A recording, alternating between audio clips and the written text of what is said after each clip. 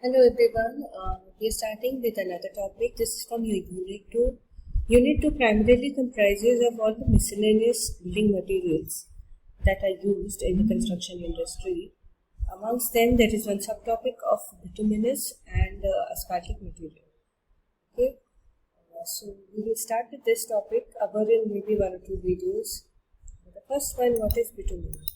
Now you guys have seen hot mixing around the place, right? Now the binding material used here to bind this gravel together is bitumen. Okay. Now what is bitumen? Bitumen is a black color, solid, viscous, cementitious. Cementitious means, doesn't mean there is cement in that. Cementitious means something that binds everything together. Okay. Bitumen is a petroleum product. So it's obtained by distillation of crude petroleum or naturally available in asphalt. What is asphalt? We will deal with asphalt in detail a bit later. Okay. So what is bitumen? It's also sometimes called mineral tar. Tar and bitumen are different. So we will deal with tar, asphalt and bitumen. This separately. So bitumen is something that is called mineral tar. Okay, so it's obtained. It's fundamentally a hydrocarbon. So when you do crude petroleum distillation, that is when you obtain bitumen as a product.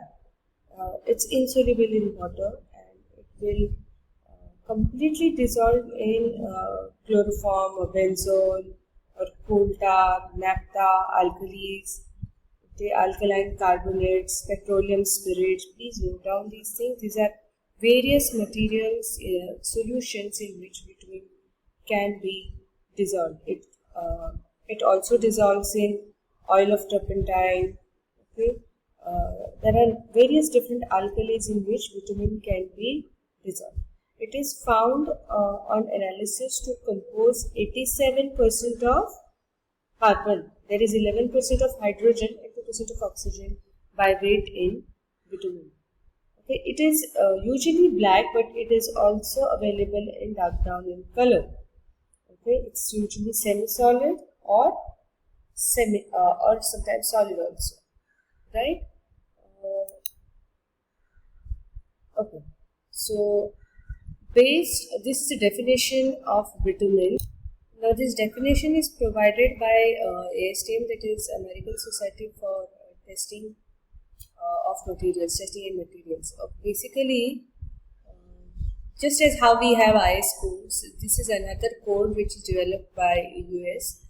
Okay, for a lot of things we do follow these codes also. There are lots of international codes which are also followed by us.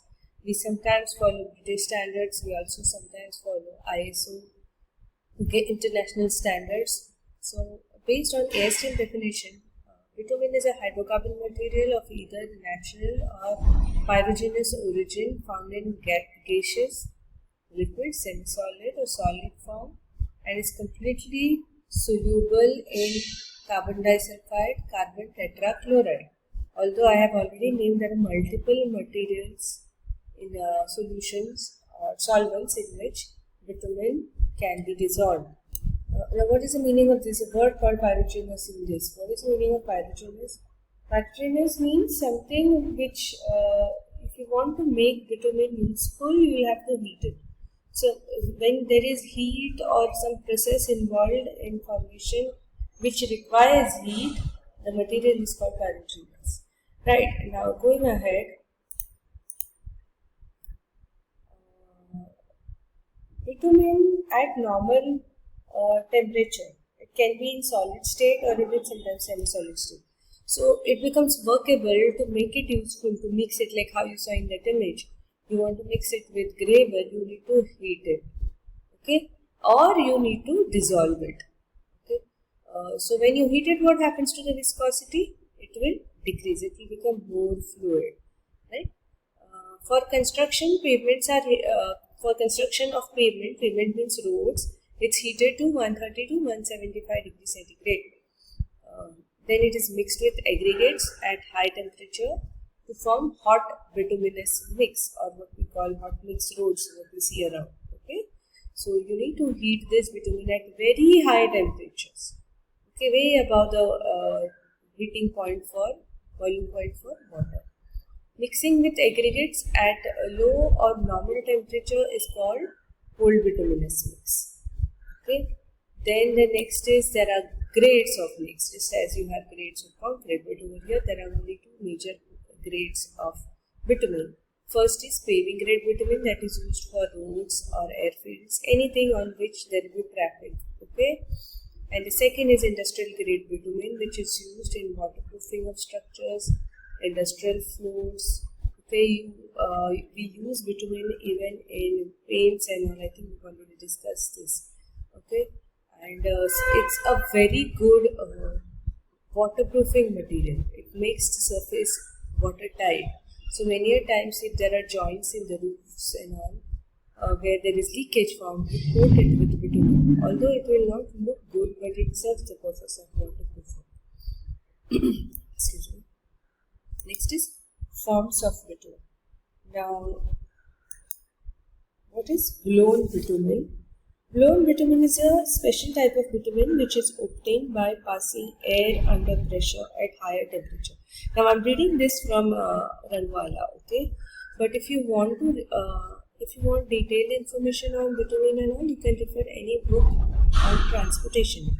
At this stage, not required, so you could refer just Ranwala or any other building construction book, in which this will not come as a separate chapter. This may come as miscellaneous building materials or something like that. Right, now going back to blown bitumen. This is bitumen which is formed after passing air under pressure at very high temperature. Okay, such bitumen can be used for roofing, damp proofing, okay, in manufacturing of pipes, asphalts and joint fillers, and as heat insulating material also. Next is cutback bitumen. Cutback bitumen, first let's go to the definition. It's obtained by fluxing asphaltic bitumen with presence of some suitable liquid distillates of coal tar or petroleum. It can be applied as cold bitumen paint.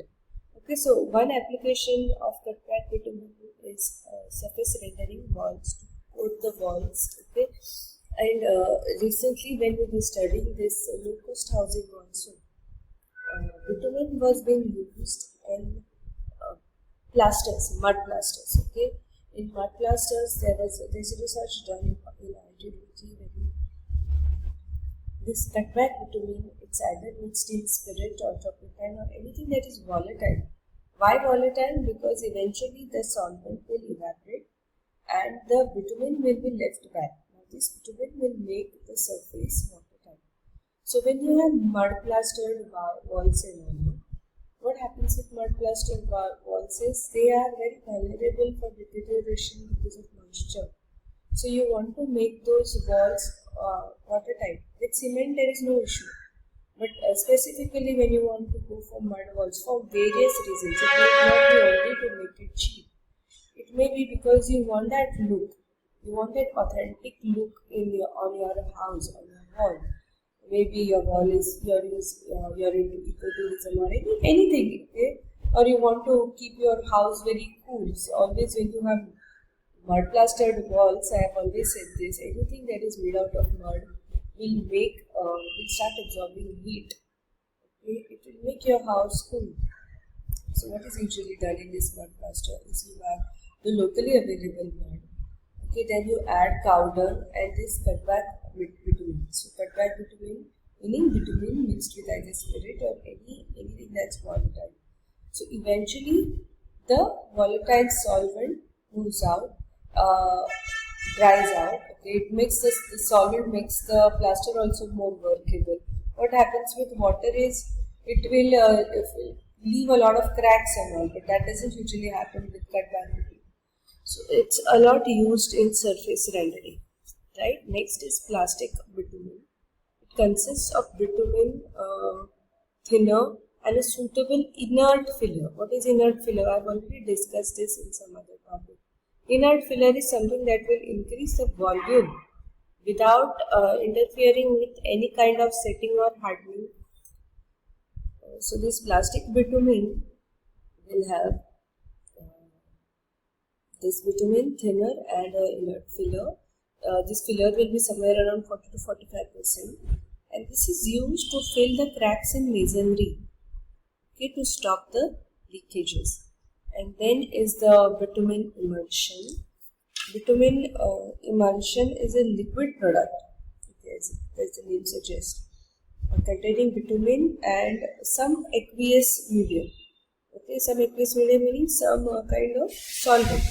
Now, bitumen is in a very finely divided state, and it is suspended in this aqueous medium with the help of some suitable stabilizing agents. Okay, now I have missed out on one more. There is also something called straight run bitumen. Okay, now what is straight run bitumen is when bitumen is being distilled to a definite viscosity. Okay, just as you have this penetration test in concrete, no? I hope you people remember. Okay, or viscosity test for we have a viscosity test for bitumen. So when this bitumen is being distilled and you want a particular amount of fluidity without any further treatment, okay, that type of bitumen is called straight run bitumen. So by definition, bitumen is being distilled for a particular viscosity of penetration without further treatment. It is known as straight run bitumen.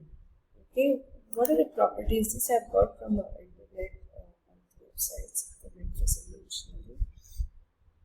The properties of vitamins: it's solid or semi-solid, it's black or brown also, and sticky, floats and softens on application of heat.